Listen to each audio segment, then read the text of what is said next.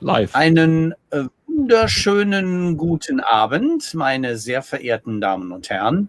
Es ist mir wie immer eine besondere Freude, am Dienstagabend Sie quasi an unseren Bildschirmen mit Ihnen gemeinsam aktiv zu werden, rund um die Themen um CRM, CXM und in diesem Fall mit unserem Ehrengast Adrian Swinscoe haben wir ein ganz spannendes Thema, eine Anleihe aus dem musikalischen Umfeld, Punk CX.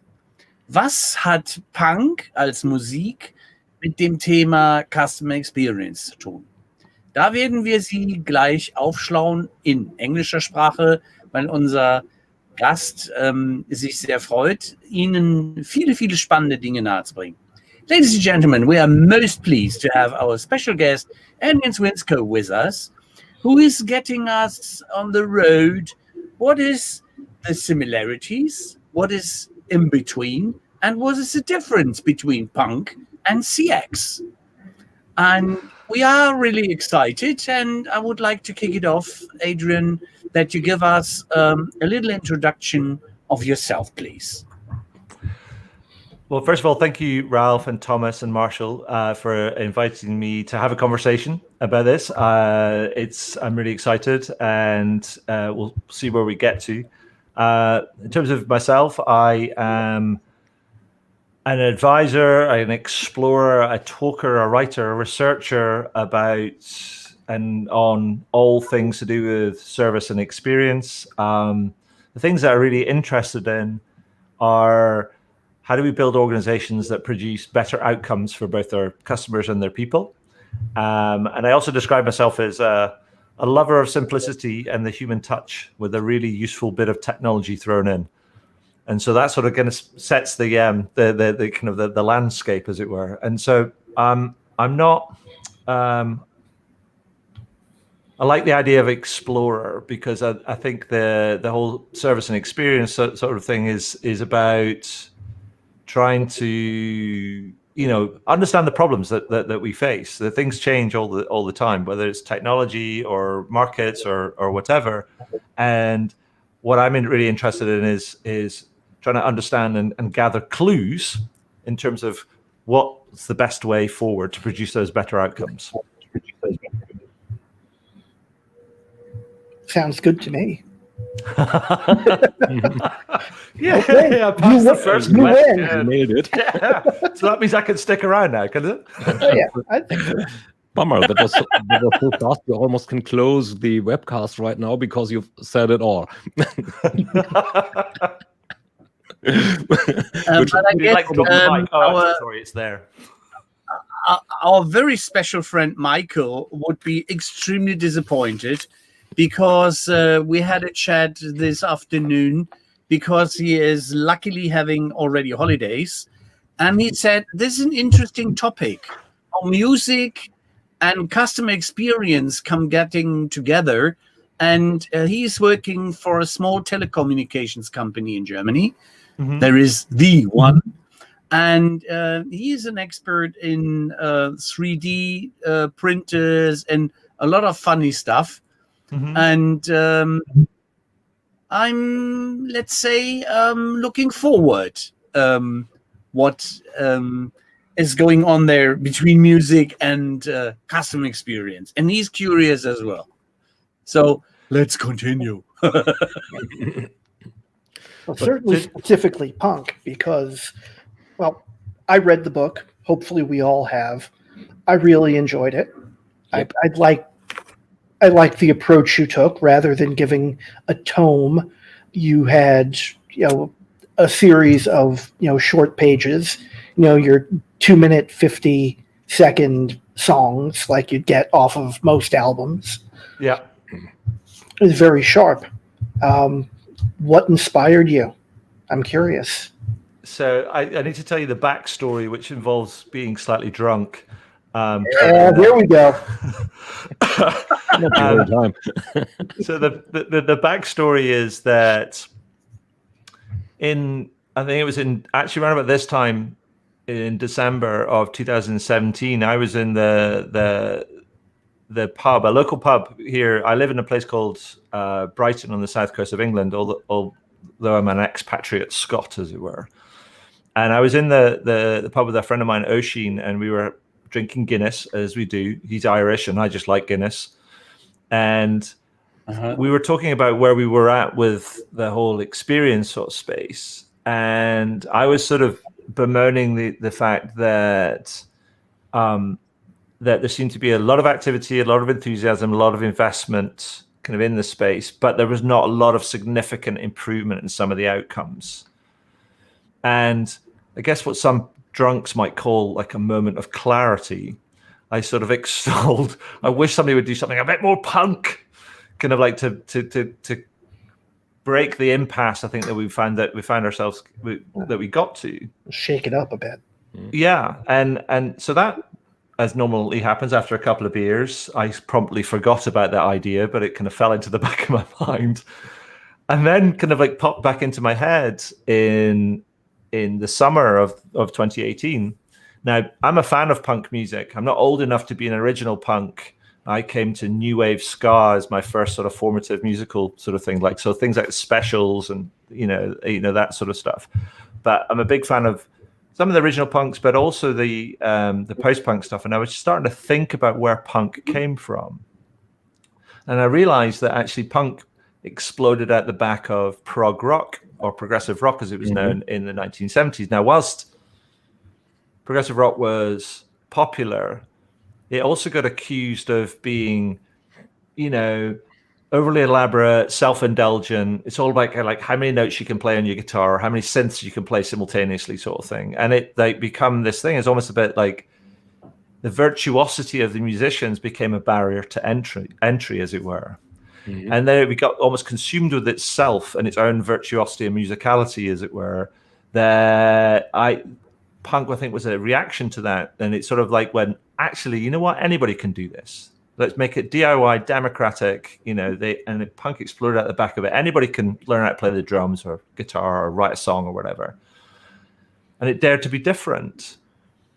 And I thought about that evolution and I thought to myself, wow, there's a hypothesis here. And the hypothesis is that the customer experience space is possibly exhibiting some of this same characteristics, if not similar characteristics, as prog rock did in the 1970s.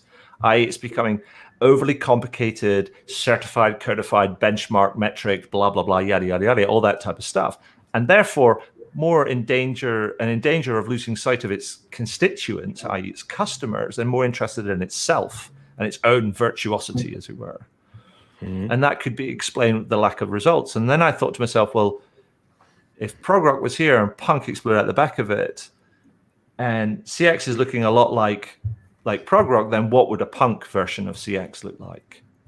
And that's what inspired the book. And I thought, well, actually, what does that mean? And I was like, well, I don't know. So rather than write a book about it, shall we do something which is inspired by music? Can we put together like a series of tracks, as it were, like create an album? In many ways, so that is inspired by punk, that's short and punchy, doesn't have to be right. You might not like them all. It's like any album. You buy an album, you maybe, if you're lucky, there's 3 or 4 tracks on an album that you really like, and the rest of them are tracks, right? They're filler. And so I did it, and I tried to do it. So it looks like this, and it's designed like a fanzine. It's all color. Yeah, there you go. And then it's like, you know what? It was an art project.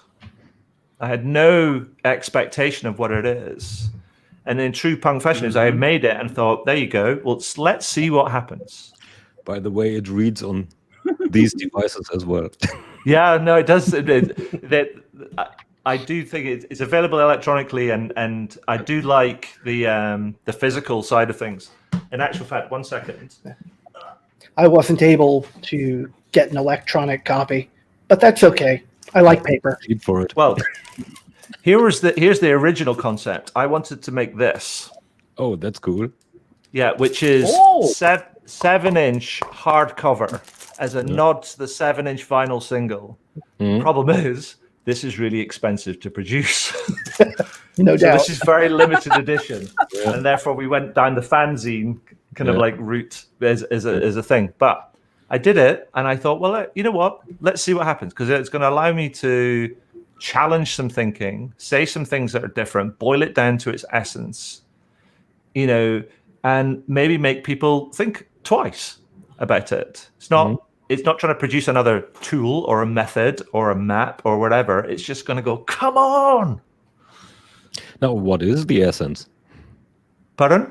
What is the essence now? Well, the essence for me is that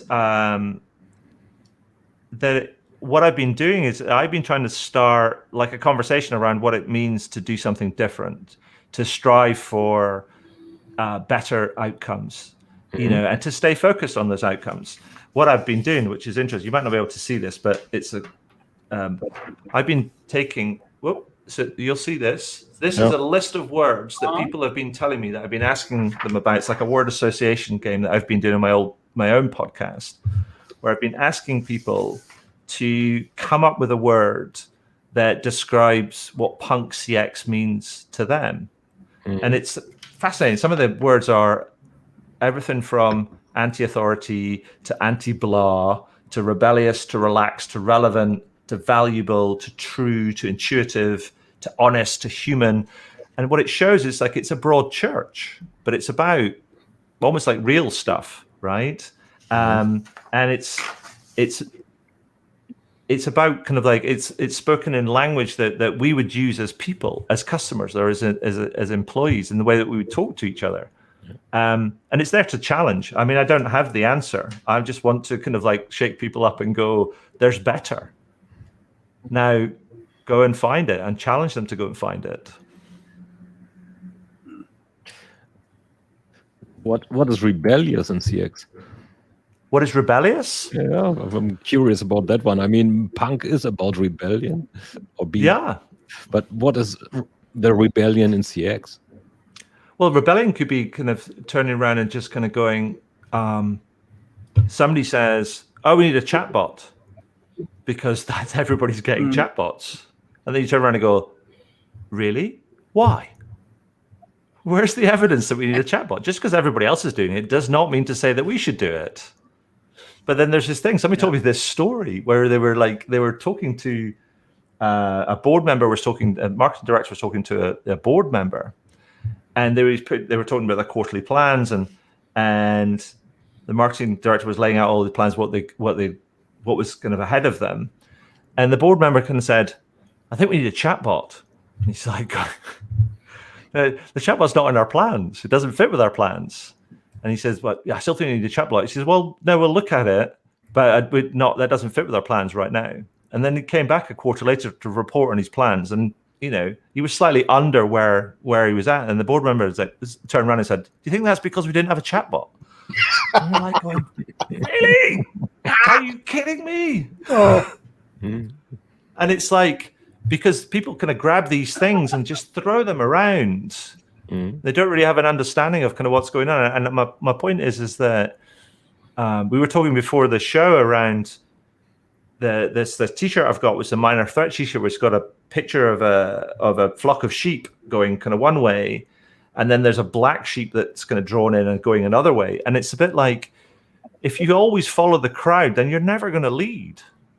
And you have to be willing to actually try and think things differently, or ask yourself just simple questions like, does this make sense for us and our business and our customers? Just because everybody else is doing it, that's not guaranteed to make us different or differentiated if we're doing the same thing that everybody else is doing, you know? And that's the thing for me, is that I'm not saying that people should or shouldn't have chatbots. I actually think chatbots are great if done really, really well and for the right reasons. But should everybody have a chatbot? Not necessarily, right? But then you've got, I mean, crumbs. The queue outside the chatbot shop is pretty long, I think. Oh yeah, you know, it shows you where people are at in their thinking. And there are many shops too. Yeah, no, indeed. Yeah. What is then the right question to ask? Well, I think the right question to ask for me is, what is the problem that we're facing? What is the problem that we are seeking to solve? I think there's a great quote from there. I think something weird is happening in my elevator shaft. Probably a rebellion. Probably a rebellion in Chicago. Yeah, I think As long as we do not hear machine gun fire, everything's all right. there you go. I think the quote I was going to recount to you comes from Einstein, and he talked about, if I'm given a problem and an hour to solve it, I'll spend 55 minutes thinking about the problem and then 5 minutes on the solution. And I think the problem right now is we end up people get it the other way around. They end up spending 5 minutes on the problem, then 55 minutes on the solution. And everything becomes solution oriented, that we kind of rush to fix things. And actually, everything's about a fix, but less about understanding what really matters to people. And that's I think the gap between where we're at and also the understanding that it is going to take, or where we're going to need to achieve to deliver those differentiated sort of experiences. If that makes sense. Interesting use of problem versus solution orientated, by the way. So because trying to understand the issue, isn't that a solution oriented thinking? Well, that's what kind of like I guess that's what splitting the hairs, but now that we are I mean, I think we're conditioned in the way that we run businesses, the way that we're educated to think that problems are bad things that need to be fixed, right? And therefore the fix implies we're always kind of trying to eliminate the problem and look to the solution, rather than actually thinking about, well, does the problem present, if we spent time looking at it and understanding it, does it present an opportunity? If we spend a bit of time getting to know the problem, like let's take, for example, we know that things go wrong, sometimes catastrophically wrong, when customers encounter sort of service or experience. That problems happen, right? Yeah. And sometimes it gets so bad that people will lodge a formal complaint, right? Now, here's the interesting thing. Most companies' complaints procedures are horrible, right? They are just like, you do not want to. There's like, the way they're structured and set up, they are a disincentive to anybody wanting to lodge a complaint, and only the most hardened souls will want to go and fill out the complaint. Now, imagine if you turn around and went, imagine if we created a complaints procedure that somebody celebrated. Imagine if somebody kind of went in and said something catastrophically went wrong, and they were like, and they couldn't get it solved, and they lodged a complaint. But that whole complaints procedure was just mind-blowingly easy and brilliant and great. It's hard to even imagine it. Yeah. Because we're so mired in what has been done. I can't even picture that. But wouldn't that be cool? I would love it. I would look for problems just to use that solution. Yeah, no, that would be a good sustainable strategy. You could have like create something to drive complaints. No, not at all. I'm not saying that. But in the safety net sort of thing, if you want to create a safety net that really works and welcomes sort of things, wouldn't it be an amazing sort of thing where you go like, you are the worst case that fall down the cracks, and we want to really rescue you and make you feel valued and really, really recover, rather than making it hard and making you feel that, we don't want that to be a disincentive. We want to try and take care of everybody. But I think that's what I mean, is like, that's sort of a like slightly improbable thing. But wouldn't that be, that's an amazing and potential opportunity out of something which is a real problem? What comes into mind when getting into this type of amazing problem solution procedures or claim procedures is, Well, I'm a Comcast customer, and the first thing I thought is Comcast cares. Not that they really sustained it, but wasn't that the idea behind it at that time? I forgot the name of the guy who did it, so bear with me while I'm just using my secondary hardware to Google a little. So this was, I think it came up in the... It's sad that we don't remember or something like that. You know, the thing that I think that what we've seen actually over the last kind of few months, which is quite interesting, is we've seen evidence of a collapsing of the distance between rhetoric and activity, where we've actually at the beginning of the year, I remember talking to a guy who's a member of a group of CEOs. There are like SaaS CEOs, and they have regular conversations. Excuse me. And they were always talking about this idea of, customers are important. They're at the center of all our decision making, et cetera, et cetera. And then the pandemic kind of hit. And you remember then he ended up having a conversation with one of them again while they were all working from home. And he said, one of these CEOs said to him, he said, "You know that thing that we said was important? Well, now it really is." And what we've seen is like there's a lot of people that talk about customer centricity. Customers are important. We're kind of we're customers are at the center of kind of like our decision making, et cetera, et cetera. But then only when pressure is really kind of applied do we actually see kind of like they default to doing the right thing, but they have to be forced to. Now, I hope that becomes this massive lesson that gets learned and sustains us kind of going forward, because we have seen that gap between rhetoric and activity, and it exists in a number of different spaces. But that's kind of one that's kind of like that's definitely been closed, and I hope not. I hope it's permanent and not temporary. Well, if you would bet £1 or £100, how much of it do you think will retain? I think I'll put an each way bet. I'll have £1 here and £1 there, and because I do think there will be the companies that will get it and learn the lesson, and they will power on. And then there's other ones that are a little bit too hardwired, and they'll find out that the difference quite hard, because I think the difference it becomes it's about leadership, and it's about mindset in many ways. And there's lots of people out there, I think, that are wanting things to go back to normal, whatever that might mean, because they're struggling. They're finding it hard. But I think that's what we'll see. We'll see a shakeout of some firms. Some firms will just get bigger and stronger and closer to their customers, and they'll drive out innovation, and they'll just keep going. And other ones, because they don't get it and they're not willing to do the work, as it were, then they will get left behind. But then there'll be other ones, I think, that will get started and emerge out of this kind of period as well, that will have that hardwired into their into their DNA. So I think we'll see it in kind of like waves, I think. Now, imagine you are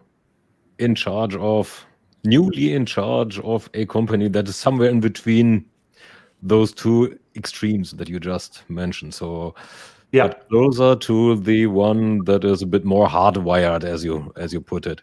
So you are getting in there now with the task of get CX done. Yeah. How would you do it? How would you approach it?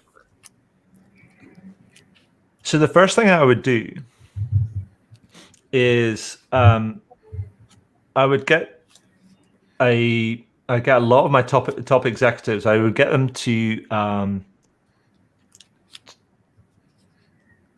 I get them to defer to their deputies for a while, and I'm off for a few weeks, a bit like a Shackleton type of thing, or like I'm going out. I may be a while, type of thing. Have a little walk, and I would figure it out. Yeah, and I would get them on the front line. I would get them in front of that visceral experience about what it is and what it means to deal with customers, whether that's kind of shadowing people or going through some rapid training so they could man the phones or kind of field the emails or do the chats or whatever. Because I want them to have that visceral understanding of what it means to be dealing with customers when we're dealing with this environment of a lot of fear, a lot of anxiety, a lot of stress, even now. Because I think that type of understanding, that type of connection will drive, as you say, understanding, but also respect for the work that people do. We've had a lot of talk from people about how we value the people that are working on the front line this over the last kind of few months. And I would want to make sure that isn't just rhetoric, and we're here in terms of how we kind of like we value them. And I would want to collapse that and say, if you want to understand what it really means to deliver great service and experience, I think you have to go like in that old Kaizen sort of lean approach. You have to go to the Gemba, right? And the Gemba is where the real action is at. The real place, right? And the real place for many companies is right on the front line when things go wrong. And I think that's one of the things I would do. Now, you might have to might have to drag people kicking and screaming to do that, but that would tell you a lot about their motivation and their intent. Okay, if they refuse to get dragged there, what then? Oh, well, I'm not sure. I may need to kind of like get on the HR bat phone and go, what do we do now? I mean, it's I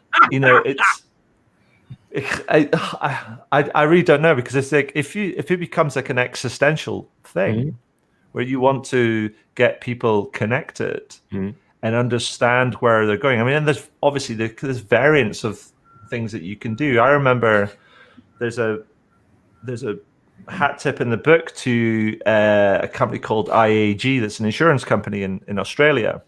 And a customer of theirs. Right. Pretty hard-nosed people. Yeah, well, they kind of tried to do that. I know a guy over there, and he tried to soften them up a little bit, and they had a problem with participation because some people just weren't up for getting involved. But the people that were kind of really led some of the transformation. Now, what they did, which was fascinating, is that they got a lot of a list of customers that had given them really, really positive reviews, like in the 24 hours before, and then they put them in a room and said, right, we want you to call these customers up now. So it's not going to be a bad situation. You're calling somebody that's given you a positive review. But they gave them some clear instructions, and they said, look, we just want you to call them and say, introduce yourself, tell them who you are, and to ask them some simple questions around, the idea of, we're calling to thank you. And we also want to ask you to say, if you were to give a message to the person that you spoke to on the phone, what would that message be? And they had these little cards, and they wrote down the message.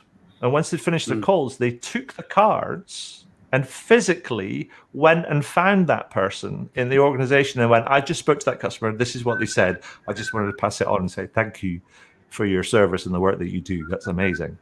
And it's just that connected thing that kind of drove kind of so much kind of change and kind of almost enlightened thinking, because people saw things as not as this, organized thing that's all in different kind of silos, but we're the clues in the word, an organization, which is it's an organ, right? It's an organism. It's connected, and they were making those connections, and it did wonders for people's mindsets and understanding of what's important.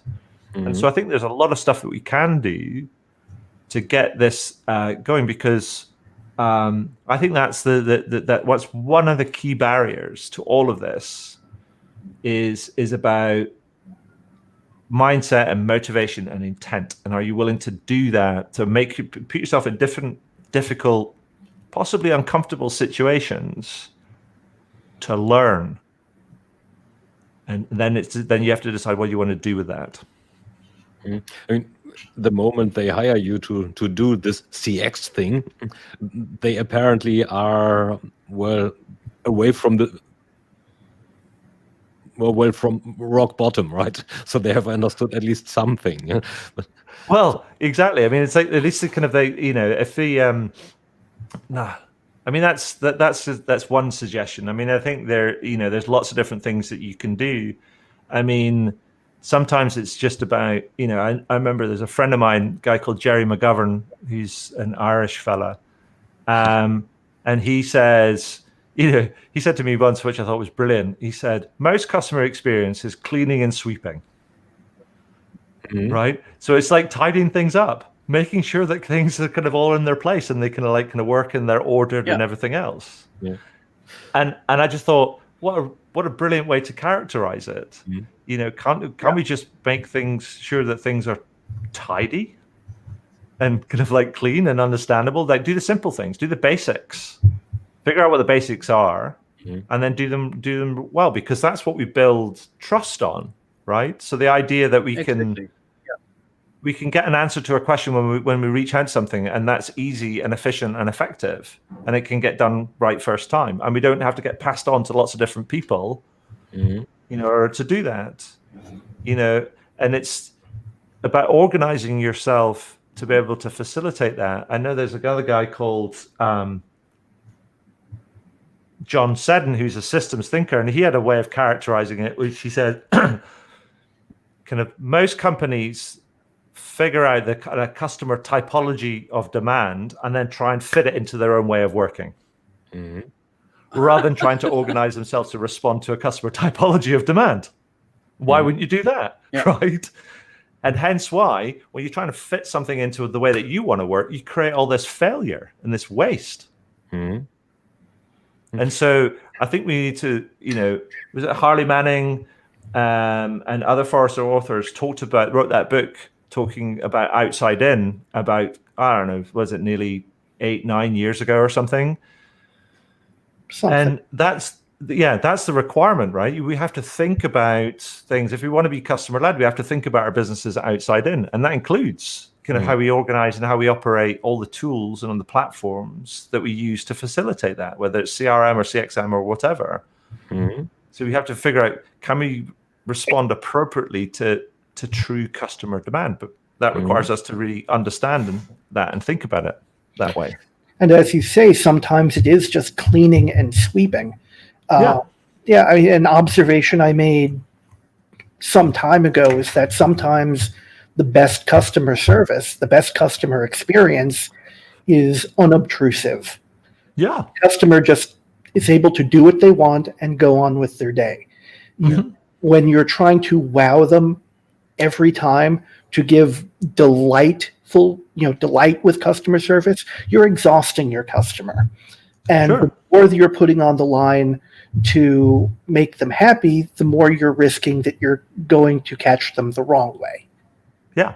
I mean, I think kind of pursuing kind of like wow and surprise and delight is often a fool's errand.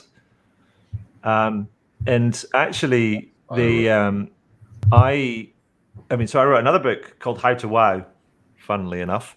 But it wasn't about wowing your customers, actually. But it wasn't about the kind of surprise and delight sort of thing. It was about actually understanding your customers and do things really kind of like well. And that's properly has very deep foundations in an understanding of how the human brain works.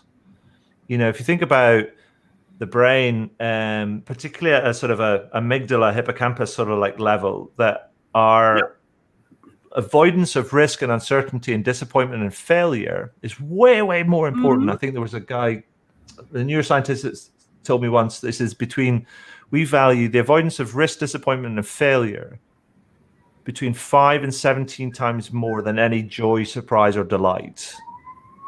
So there's the ROI for you. It's like, do these things, allow people to avoid risk, disappointment, uncertainty, and everything else. And if they do encounter that, then help them recover quickly. And that's way more valuable than any sort of like bells and whistles. You're just giving the right buzzword, wealth and sirens and Sorry. that sound check. So, somebody's said, call the cops. He's talking nonsense. Yeah. Luckily, they are far away. As long as these guys in white jackets are not approaching, there is no worry. Yeah. That's good. And I don't like long sleeve shirts.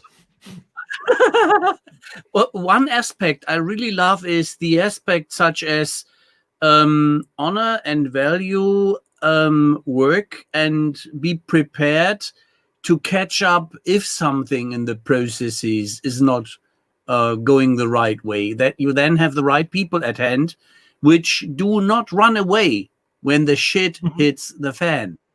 Yeah. And what I was missing is very much in that COVID experience that we were a lot of clapping hands, but we did not raise the salary. Yeah, this was for me my attitude too cheap. Yeah. And we are luckily not in the same position like Italy or the United States, but we now do have some problems at our hands. And this is getting very, very tricky from that experience point of view.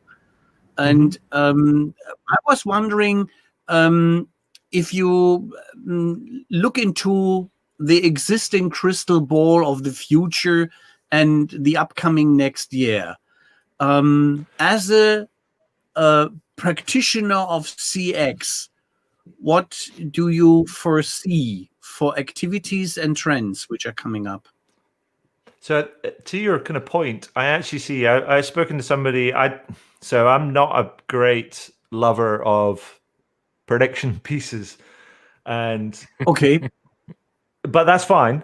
So I broke my rule last year and I collected a whole bunch from different people and let them do the hard work. And then I wrote some commentary. And I'm sort of doing it again this year. But the interesting one that came from a cloud contact center as a service provider kind of like said, and this is interesting to your point, Ralph, is that they expect to see, because they're already starting to see it, because of the whole, many people are investing in the contact center service sort of like space, some companies that really value this.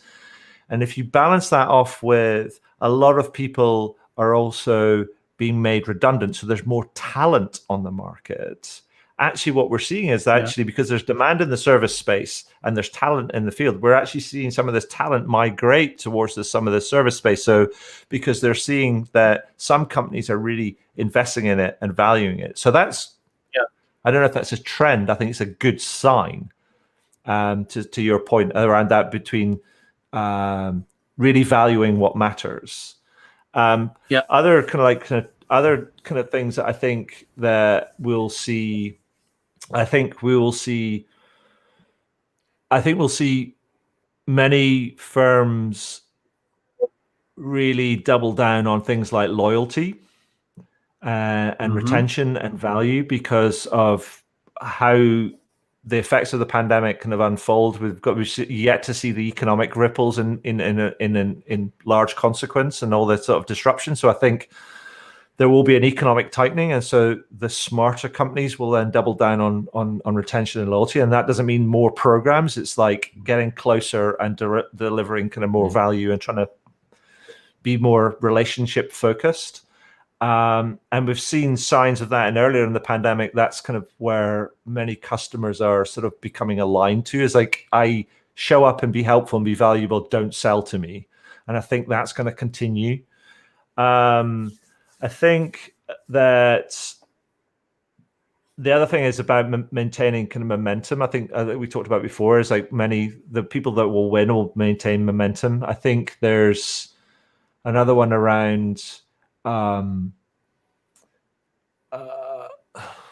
do I characterize it? It's I think there'll be a lot of pressure on particularly from a technological perspective for things to be more conversational in nature. that bringing kind of like the promise of all these different channels and talking about omni-channel. What does that mean? It's not just having everything plugged in, but actually having it all in one stream, so we can actually be conversational. We can actually talk with customers in the way that we think we talk to organizations. I might email you, I might chat you, I might call you, but in my mind, I'm having one conversation with you. And the fact that you can't make sense of that blows my mind. And so there's going to be increased pressure on people to do that work to bring it all together. So conversation will be where it's at, I think. And then, I think the other thing that I think we'll see people trip on, I think, is this idea. We've seen a massive rise in a demand for companies to be more empathetic in their dealings with their customers. And I think many will try and figure out what that means to them at a more holistic sort of stage. But I think some of them will default to, we're just going to get a whole bunch of empathy training for our staff and then kind of tick that box and feel that we've done it and then move on. But they may actually stumble in that, because I think it's a bigger thing that can feed into technology choice, design, kind of language, values, all these different sort of things. And so I think there's kind of lots there, and there's many other ones that people have shared with me that I agree with. But the constant is that I think things are going to keep changing and keep changing fast, because we're not done with this thing yet. We need to be agile. Right. Yeah. Sorry? Ralph? We need to be agile in the momentarily situation, and we need to be empathetic. This is why I created that buzzword of empathetic CRM, and I was running for this, such as emotional selling, or looking more for the benefits, such in benefit delivery, value generating for your customer. That's the name of the game. Don't sell me crap. I don't need it right now. I have, for instance, a need for some FP2 masks and not for your bullshit bingo headset. Yeah. But if you make my job easier, and then we come to the points such as, if you train the people to understand better your customers' needs and behave in a proper manner if there is a complaint, and be more responsive, that is driving in these days, I believe, a lot of trust, a lot of loyalty, and a lot of, yes, I go back there and recommend them, not because I have something to complain, but because they build trust with me and I can recommend them. Absolutely. I think it's like, and that's where employee experience and customer experience is intrinsically linked. If you enable your employees and trust your employees to do a great job and give them the right sort of tools and support to be able to do that, then the likelihood is that they're going to do a good job, right? But a lot of it's about your belief systems. It's like, if you believe that people are going to do a crappy job, then you'll treat them like crap, right? But if you believe that actually people want to come and do a good job, and you just have to enable them and give them the right sort of tools and the support and the systems and the training and all these different sort of things to help them kind of do that, then the likelihood is that you'll probably get the right sort of people, or at least you'll attract the right sort of people that you can then develop to develop a better experience. I think the thing on the employee side of things, though, is really interesting, because I actually think there's another sort of like trend that I'm thinking about, or a thing that I think I'm starting to see emerge, is sort of employee experience and that sort of domain of what sort of self-service and enablement tools are employees going to increasingly get that is going to help them deliver the right sort of experience. And so I think the if I think about the landscape of service, I think it's interesting when you think about customers, and then you think about it goes like preemptive and proactive into kind of like self-service, and then assisted, and then into agent-enabled, as it were. And that's where it crosses over the customer and the employee. But if you do the same thing and go the other way with the employee, I think we might see some of the emergence of the same sort of domains in the employee experience sort of space around what enables the employees, kind of what does self-service look like? What does proactive service look like? What does preemptive look like? And so you end up with this mirrored domain sort of thing. Now we're already seeing constituent parts of this emerging, but I think that will become a much, much more defined kind of landscape that will just connect together, I think. And I think that's really exciting because it really does kind of like tie together. If we do this well over here, then it will feed this. Mhm. Which brings me to maybe a conundrum, or an intrinsic contradiction. Okay. Maybe. So CX, to quite an extent, is about making things better for the customer, or making things easier for the customer, which also to quite an extent involves automation, which is in general not a good thing for the employee. How do you see these two worlds, or seemingly contradicting points, combine? So I think you're right. That is a challenge. However, I think things can coexist. I mean, I think we can use technology in very clever ways to facilitate some of the problems that customers will face, whether it's through self-service or chatbots, or kind of the use of kind of AI, or all these different things. And the same thing for employees, where we can try and eliminate some of the simple, the mundane sort of stuff, and that allows then hopefully free up. On one hand, it can allow customers to get more and better service kind of quickly via the kind of the automation and the technology. But if it frees up the agents to focus more on the kind of the more complicated issues, then that's kind of quite enriching. Now, here's the interesting kind of thing: we do that. Then, and potentially what we end up doing, we don't necessarily end up with a reduction of kind of people necessarily. What we might end up with is we end up with better service levels because people don't have to wait so long. So you don't have to call in and then wait for like half an hour on the phone, because actually we can get to a point where service levels are going, oh, we can pick up the phone within 3 rings because we don't actually have to get people to queue.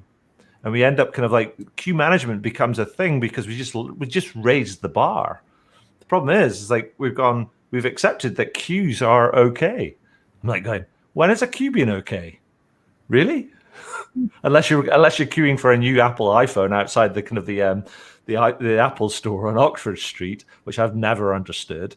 But I guess that's like almost a way of thinking about it. It's almost like the aspiration maybe should be that we can use the technology to help us deliver quicker, better, more efficient service to people. And when things become more complicated, it sort of frees up the resources to allow kind of customers more complicated problems to get quicker, more effective, efficient kind of answers. And if that just raises the experience overall, then do we all win?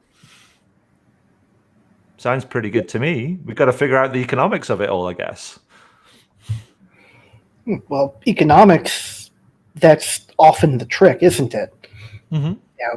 When you think, we're talking about punk, right? Who's one of the classic punk bands, the Sex Pistols. I mean, your book uses them as the color. Their color. Yeah, that's an homage to the. They're that iconic. But, as iconic a punk band as they are, they were founded as a marketing gimmick for a clothing shop. So it's always been there. So if punk has always had been walking that line between creativity and commerciality, how do you push back against critics who would say that in the business world that passion and a focus on service doesn't necessarily make for reliable income or bigger and bigger numbers every quarter. Yeah. So what I would say is that, so yes, the Sex Pistols are iconic, but they're not they are, and when you say punk, many people say they're the Sex Pistols, but punk was around before the Sex Pistols. The Ramones. And the Sex Pistols always, pardon? The Ramones. Yeah, the Ramones, New York Dolls, Iggy Pop, all those kind of guys were around before then. And so it's almost the Sex Pistols didn't create it, they just joined it, right? And that, yes, they were kind of a marketing exercise. And it's like this kind of, they were, some of their stuff was brilliant, but it wasn't, they don't get to define what punk is. They dominate kind of the common consciousness of what punk is. And punk was very much because they're not that sort of DIY sort of thing. So you get, in the UK terms, you get people like the Clash, or you get people like Stiff Little Fingers, or the Buzzcocks, or the Undertones, and all these kind of guys. They were just like folks that just went, we're going to pick up and play a song, right? And that was the real essence of it. And so the problem is that you end up getting people that conflate the two things. They go, Sex Pistols, that's all punk, and you're like going, well, no, punk's way bigger than that. Punk is, interestingly, probably the thing that's existed, one of the only kind of popular and cultural movements that it still dominates now, kind of like 50 years or after its kind of its advent, or 40 years after its advent. But also, it's one of the ones, if you look backwards in history, you can go, that person was a punk, that person was a punk, that person was a punk. Like, you can go, Mozart was a punk. You could say kind of Van Gogh was a punk. You can go and on and on and on. You can go John Spedden Lewis, who's in the book, kind of that runs kind of like the John Lewis chain. He was a punk because what did he do? He's went, we're building this business for the benefit of our associates and our customers. So he took his shareholding and went, woof, we're going to put it all in a trust. From a capitalist kind of asset owning kind of like mindset, people are like, are you crazy? But did it work? Are they still here? Are they still marching on? Are they still figuring it out? Yeah, they are. And that punk essence still kind of persists today. So I think that's what I mean by the punk thing. It's not to be defined just by a band, which was a massively popular and a commercial success, as long as they're through their short run kind of like life. Half, yeah. Yeah. It was like half an album or something, really. But it's I think it's about the essence of it, the impact of it all. They joined something and then kind of like then catapulted themselves into the stratosphere on the back of the back of that. But they don't get to define punk. Well, in one of the back pages of your book, there's a list of honorary punk CX companies, which I think is a great idea. Do you have any that you want to add to that list since publication? So let me kind of have a look. Which ones? So I've got the page. I've got the page here. So I'm looking at it. I'm looking at it, and I've got another kind of like I've got another picture kind of with a whole bunch of other ones on it. So let me see which I've added to it.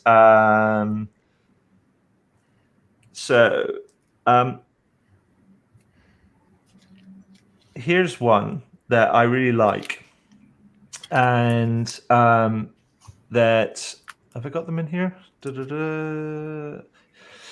There's one in here called Patanjali, and it is an example that many people might not have heard of. But Patanjali is this massive.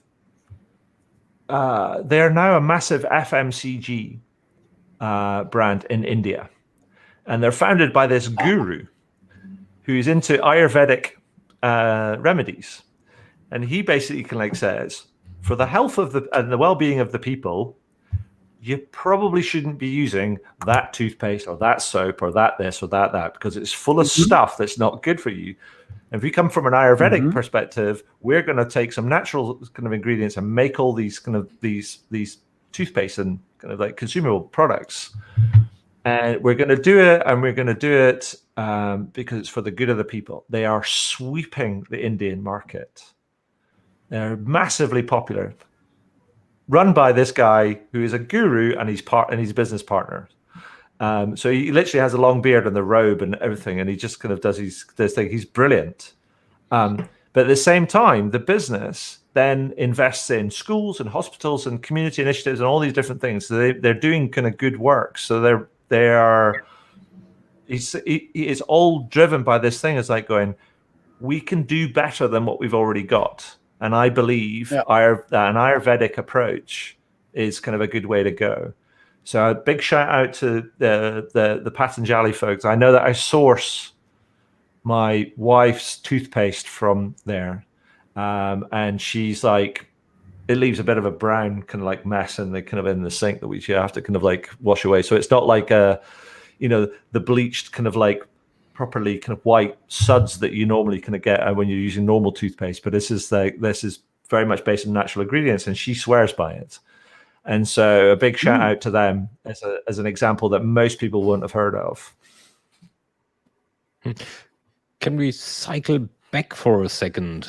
Yeah. You very earlier said something like, very earlier. Well, CX is a lot like tidying up, cleaning up, mopping up. Yeah. So now there are two possible strategies of starting to mop up. You start where you see immediate results, means where it's not that dirty. Or you start, well, where you really do not want to be, right? Okay. The dirty work. Okay, let me pull up my sleeves. Which do you think is the more promising approach?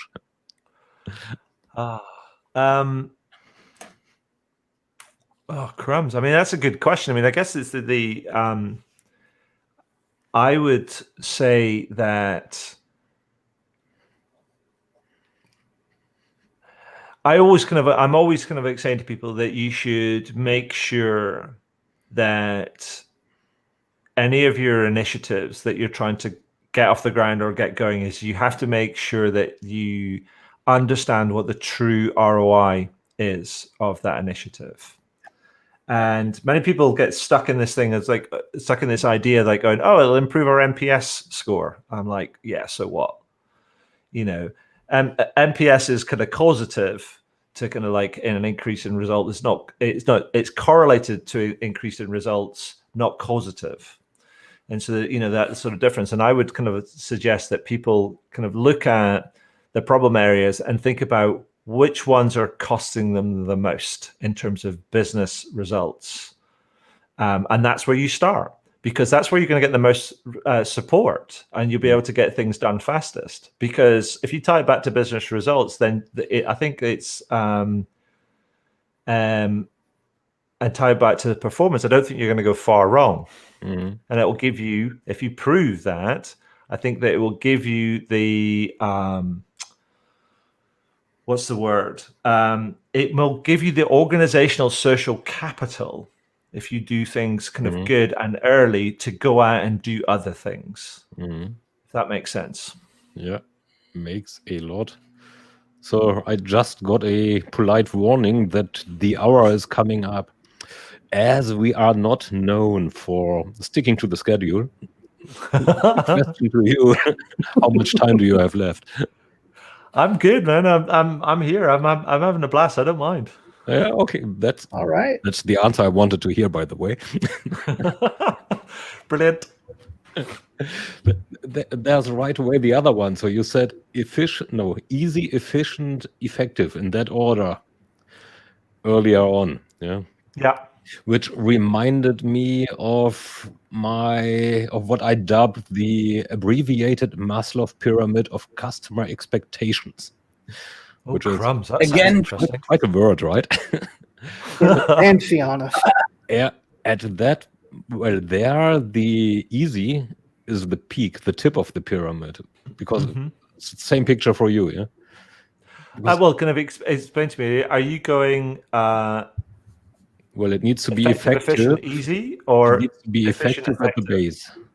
Which one? It needs to be effective, which is the base. Yeah. Because if it's not effective, it doesn't matter whether it's easy or not.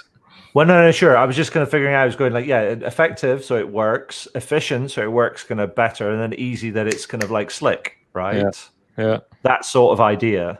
Yeah. Is that what you had in mind there as well, or have you looking into another approach? Because, well, easy. You brought easy first. Yeah, no, I didn't do it in any kind of particular order or set of kind of priorities. In fact, I'm going to steal kind of your model, kind of, if that's okay, because I quite like that idea of kind of prioritization. Effective. A bunch of articles that uses it. Oh, there you go. You're not stealing. I just doing a cover. Yeah. Thank you, Marshall. I love that. I think, but it makes sense. He's like, make sure it's not broken, so it works. Then make it a bit better, and then make it kind of like better than that, so that and so that it becomes easy for on kind of like both sides. That makes complete sense in terms of a prioritization kind of way of doing things. So I will do a cover of that one. Punk or punk rock? Well, I will definitely credit. I will definitely give credit where credit. That's not what I meant. That's not what I meant. I just wanted to stay in the picture of.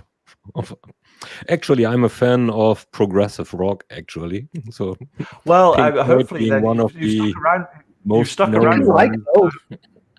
Yeah. You stuck around for an hour, so like that hopefully means that I haven't offended you. I mean, like I'm, the progressive rock thing. I mean, it's crumbs. I have an eclectic musical taste, and I have my moments with prog rock as well, because there's some really good musicians in there. Yeah, but I've always just gravitated to the shorter stuff that is punk. Yeah. No, actually, I love the progression that you implied there. Yeah. So that there's a movement and then a counter movement. Yeah. Yeah. So which is quite an interesting picture, which begs the question: what will be the counter movement to CX? Well, I mean, crumbs. We could get into a bigger philosophical kind of like question around, the idea of where kind of CX is at. I asked people. I had this conversation with somebody the other day, and they said, "Oh, but I'm a customer experience expert, and so are you." And I said, "No, I'm not." I said, "How could I? That's preposterous. How could I be an expert in somebody else's experience?" Which is one of the topics I make myself enemies usually by saying, see, you're a software vendor. You can't manage customer experience. You simply can't. Of course. It's like that idea. I mean, crumbs. It's the whole idea. I think if you think about it, it's quite preposterous. How can you be a professional of customer experience? I mean, that's kind of like that smacks of George Orwell and mind control. Now you can do a bunch of things that can help influence all that sort of stuff, but the idea that if you can actually kind of reflect on and go what it is like going, yeah, you can try and facilitate some really good outcomes. But that, for me, I just think when you examine it, it's like going, well, I don't think it really kind of there's an inherent contradiction in some of that sort of stuff, and we end up kind of being in danger of kind of believing the hype, rather than actually kind of thinking about what are we trying to be custodians of or stewards of. Now, if we end up we want to try and facilitate and enable the best experience that a customer can have, and that we want to do on our watch, we want to take more of a stewardship approach to it. We're going to when I take on board responsibility for this, my intent is to make it better, to leave it in a better state than which I found it by doing various kind of things. I can't force that. I can only kind of work towards that by learning and understanding and figuring things out. that for me feels like a much better way to approach it rather than going, I'm an experienced professional. Really? It feels like lazy thinking to me. Which brings one on. So there are a couple of philosophical ones right now. So that still, clog my mind, actually. So if you don't mind. So there's, of course, a while ago, not too long ago, there was, I think it was an article by Adrian Swinscoe, formerly SAP, now Thunderhead. He wrote something about this seamless experience is kind of BS. Yeah, to put it in brief words without getting a beep here. So what do you think of this combination of words? Well, I have my own opinion, which I can bring a little later, but I mean, I guess the question I would have is like, what do you mean by seamless?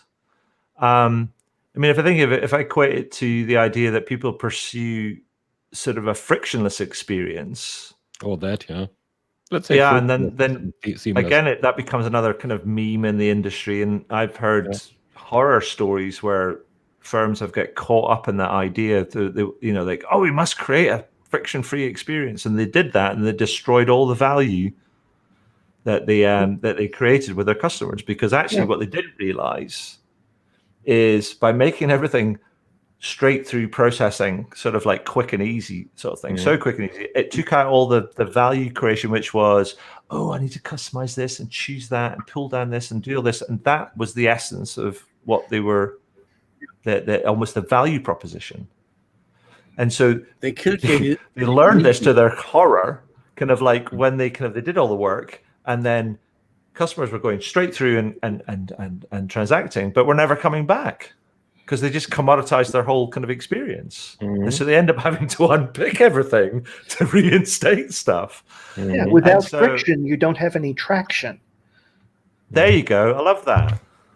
Yeah, but completely. And I guess this is the thing: is like people kind of get stuck in this whole idea that we have to make it this way, we have to make it that. I'm like going, well, no, you don't. A bit like the chatbot kind of thing earlier on. It's like going, just because people say this doesn't make it so.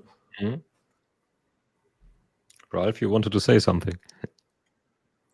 I said something, but probably was not heard. That is the trick about the automation versus uniqueness. The less unique you are, the more you can automate and use the chatbots and the artificial intelligence. Because as much as I'm a fan of technology and artificial intelligence, if there is no heart and brain, then there is no natural human intelligence, and then there is no use for the artificial one, because they will not be capable to handle it properly. My opinion. Yeah. So, which brings me to my very last one, and totally, well, it's not unrelated. However, the other buzz that we had were beginning of this month. So, actually, there have been two buzzes. One is Slack being acquired by Salesforce, and the other one was Facebook grabbing up Customer, which is a tiny little, it's tiny little, not so tiny anymore, but it's a customer service company that does, how to say, conversational support, let's say it like that. So they come from the conversation side and not from the ticket side, which is reasonable for my thinking. So what do you think are these two acquisitions a sign of what's going on in the CX industry, or do you think that is unrelated? I ask because I'm not sure myself. Right. So I think the Salesforce and Slack one is an interesting one. It feels like Salesforce wants to pick a fight with Microsoft, and wants to kind of muscle in on that kind of that enterprise kind of market. So I'm not sure about that, but I do think it's an interesting acquisition if they use the Slack, if you like, infrastructure to build other things onto it, particularly around the employee experience side of things. Mm-hmm. You know, the things around talking about self-service and proactive and things. I think that could offer infrastructure that could facilitate that. That for me would be interesting, but I don't know.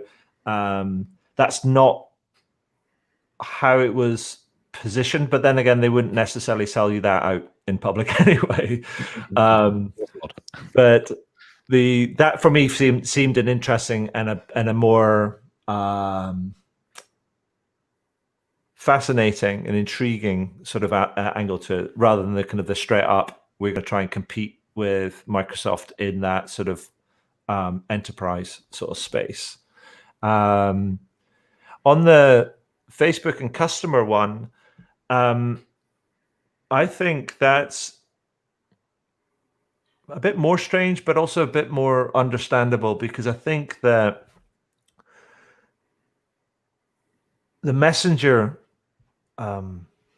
application and how it's been used as a channel into businesses around that whole conversational sort of support sort of things, and then integration with Facebook as a platform, I think they might be buying customer to understand more of that sort of stuff as they kind of think about what Facebook business is and they build that out. I think that makes more sense. It's a bit more left field, but I think that makes kind of like more sense, because it's almost a bit like it's not just about Messenger, it's about other things, and we need to figure that out and be in that sort of mix. So, but it might be a longer kind of play, because actually, you know, Facebook is going to be under pressure around breakup and dominance and all these different sort of things. And it's thinking about more longer term strategic kind of plays about, well, if we separate all these things out, we need to have something that might kind of connect them all together in an easy to use fashion that supports their kind of business kind of platform. But that's just me sort of just trying to join the dots. But I think we'll see more of them like that, because I think the space is evolving.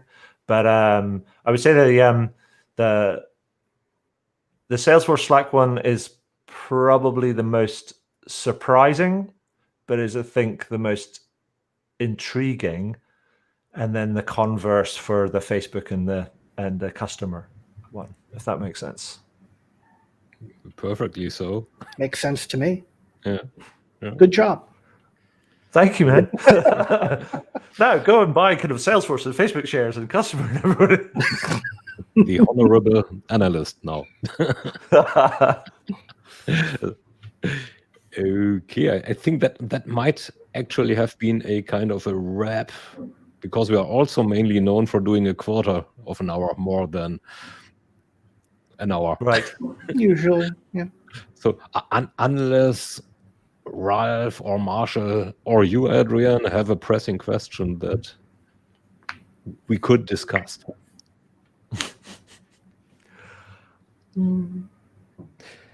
Hey, then. I'm afraid to ask any questions because there'll be a siren or some kind of road noise and I'll have to stop. Then hurry up. So we'll just... I'm done. Okay, so in which case...